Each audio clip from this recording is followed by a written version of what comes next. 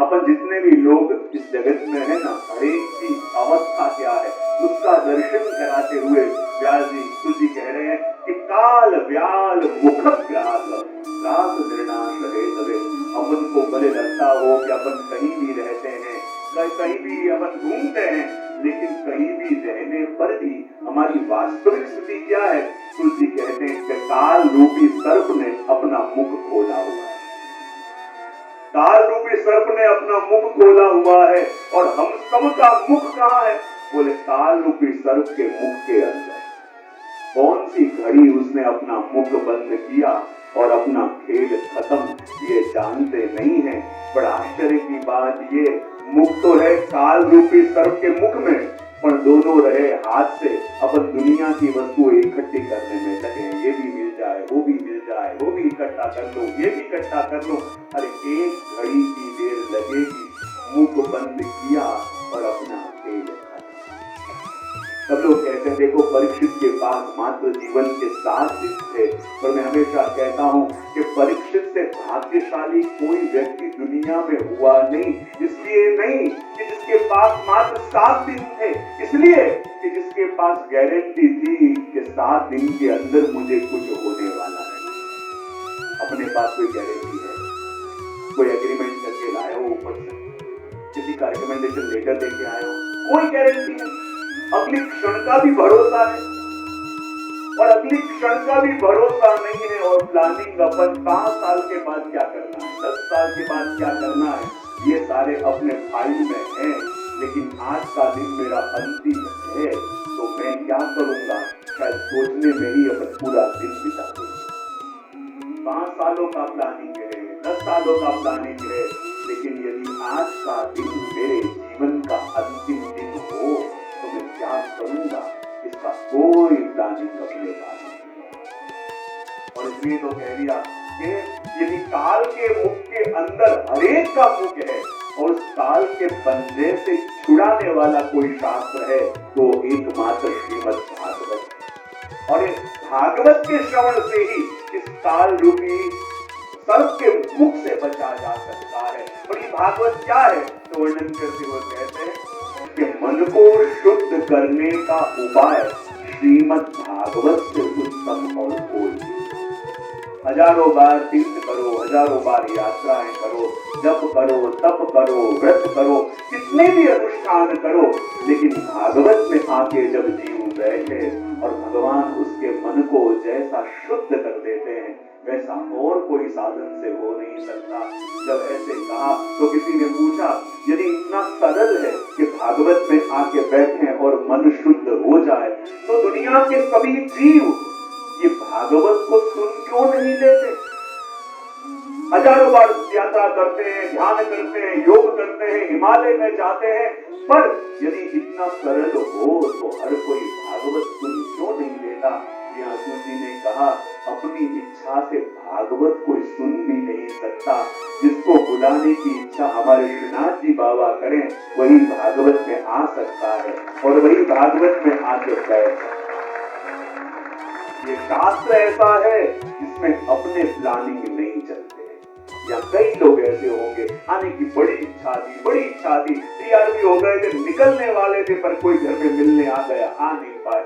और कई लोग ऐसे होंगे कोई प्लानिंग नहीं था, वाया पता चला और ऐसे लोग यहाँ बैठे, क्योंकि यहाँ वो नहीं आ सकते जो आने की इच्छा करते हैं, या वही आ सकते हैं जिनको बुलाने की इच्छा हमारे श्रीनाथ जी बाबा। और जन्मांतरे भवेत् पुण्यम तदा भागवतम लभेत्। जब जन्मों जन्मों का पुण्य का उदय होता है ना, तब जीव भागवत में आके बैठता है। और तो कहते हैं ना कि भागवत में ऐसे आ नहीं सकते, कभी 5 वस्तुएं इकट्ठी होती हैं तब जीव भागवत में आता है। कौन सी 5 वस्तु? बोले प्रभु की कृपा, दूसरा गुरु की कृपा, तीसरा अपने बड़ों के आशीर्वाद, पूर्वजों के आशीर्वाद, चौथा गए जन्म के पुण्य, और 5वां इस जन्म का अनुकूल समय।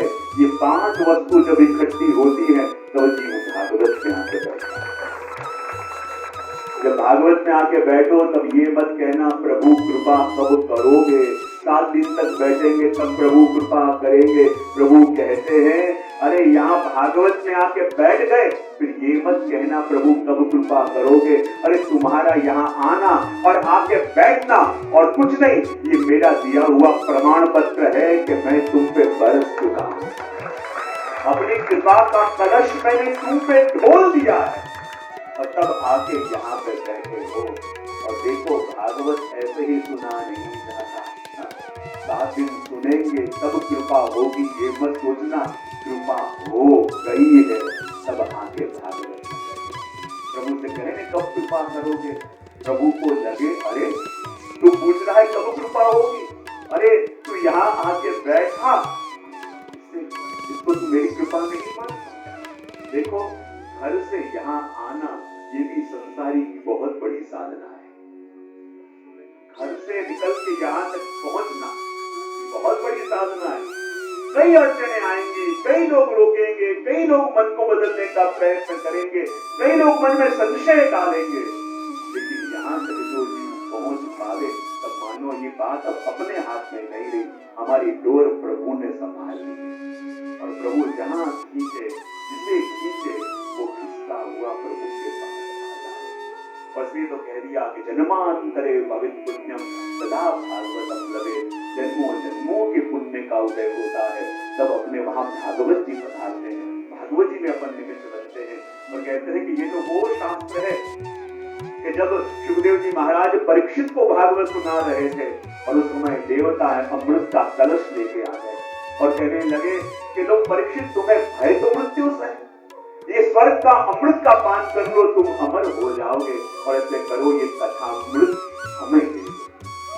तब परीक्षित ने शुकदेव जी से पूछा कि ये सब देवता अमृत लेके आए हैं तो क्या करूं। शुकदेव जी ने कहा यदि मरने से ही बचना है तो ये देवताओं का अमृत ले। परीक्षित ने कहा कृपानाथ कृपा करके बताओ, इस स्वर्ग का अमृत पीऊंगा तो मुझे क्या मिलेगा और ये कथामृत पीऊंगा तो क्या मिलेगा।